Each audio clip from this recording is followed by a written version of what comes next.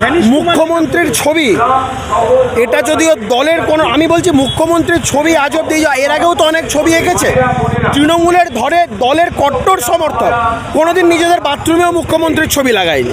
এই ছবিগুলো কারা আঁকে, কে দেখে, কোথায় যায় ভগবান জানে। হিজিবিজি যা পারল একটা এঁকে দিল।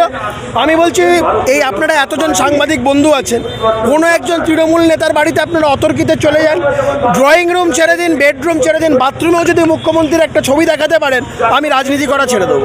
দেখুন, একজন মুখ্যমন্ত্রী হয়ে গতকাল যেভাবে একটি বিশেষ সম্প্রদায়কে নিয়ে উস্কানি দিয়েছেন, মুখ্যমন্ত্রী ভুলে গেছে যে 70 বড় না 30 বড়। পশ্চিমবঙ্গের 70% মানুষ যদি মুখ্যমন্ত্রীর বক্তব্য শুনে ক্ষেপে গিয়ে ঐক্যবদ্ধ হয়ে কোনো আনটুয়ার্ড ইনসিডেন্ট ঘটায়, তাতে কে দায় থাকবে? মুখ্যমন্ত্রীর এই আমলে মুখ্যমন্ত্রী মুসলমানদের শুধুমাত্র সমাজ বিরোধী দুষ্কৃতী হিসাবে ব্যবহার করতে চেয়েছেন। বোম বাঁধবেও মুসলমান, বোম মারবেও মুসলমান, বোমের বাড়ি খেয়ে মরবেও মুসলমান, বন্দুক বানাবেও মুসলমান, গুলি করবে মুসলমান, মরবে মুসলমান। তাই এই মুসলমানদের বেছে নিতে হবে যে মুখ্যমন্ত্রী মুসলমানদের যেভাবে ব্যবহার করতে চাইছেন তারা কি সেভাবে ব্যবহৃত হতে চায়? মুসলমানরা নিজেদেরকে মুখ্যমন্ত্রীর কথা অনুযায়ী সমাজবিরোধী বা দুষ্কৃতী হিসাবেই রাখতে চায়, না মুসলমানরা এই দেশের একজন সুষ্ঠু নাগরিক হিসেবে থাকতে চায়? আর এই ধর্ণা মঞ্চটা করে যারা নাটকের জায়গা, মঞ্জু বসুর মতন একজন প্রবীণ বিধায়িকা দলের, তাকে মুখ্যমন্ত্রী যেভাবে এই ধর্ণা মঞ্চ থেকে খেদিয়েছেন, আমি বলছি তৃণমূলের যারা লোক তারা এর থেকে কি মেসেজ পাচ্ছে? স্বর্গীয় বিকাশ বসু আজ অবধি তার খুনের বিচার পেলেন না, তার স্ত্রী তৃণমূলের বিধায়ক মঞ্জু বোসকে যেভাবে আজকে মুখ্যমন্ত্রীর মঞ্চ থেকে খেদিয়ে দিলেন।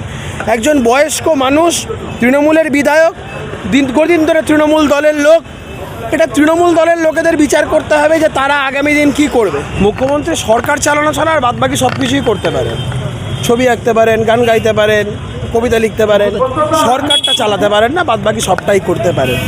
দেখুন, একজন মুখ্যমন্ত্রী হয়ে গতকাল যেভাবে একটি বিশেষ সম্প্রদায়কে নিয়ে উস্কানি দিয়েছেন, মুখ্যমন্ত্রী ভুলে গেছে যে 70 বড় না 30 বড়। পশ্চিমবঙ্গের 70% মানুষ যদি মুখ্যমন্ত্রীর বক্তব্য শুনে ক্ষেপে গিয়ে ঐক্যবদ্ধ হয়ে কোনো আনটুয়ার্ড ইনসিডেন্ট ঘটায়, তাতে কে দায় থাকবে? মুখ্যমন্ত্রীর এই আমলে মুখ্যমন্ত্রী মুসলমানদের শুধুমাত্র সমাজ বিরোধী দুষ্কৃতী হিসাবে ব্যবহার করতে চেয়েছেন। বোম বাঁধবেও মুসলমান, বোম মারবেও মুসলমান, বোমের বাড়ি খেয়ে মরবেও মুসলমান, বন্দুক বানাবেও মুসলমান, গুলি করবে মুসলমান, মরবে মুসলমান। তাই এই মুসলমানদের বেছে নিতে হবে যে মুখ্যমন্ত্রী মুসলমানদের যেভাবে ব্যবহার করতে চাইছেন তারা কি সেভাবে ব্যবহৃত হতে চায়? মুসলমানরা নিজেদেরকে মুখ্যমন্ত্রীর কথা অনুযায়ী সমাজবিরোধী বা দুষ্কৃতী হিসাবেই রাখতে চায়, না মুসলমানরা এই দেশের একজন সুষ্ঠু নাগরিক হিসেবে থাকতে চায়? আমরা মুসলমানদেরকে দেশের নাগরিক হিসাবে মনে করি, তৃণমূলের মতন এই ধরনের দুষ্কৃতী হিসাবে মনে করি না।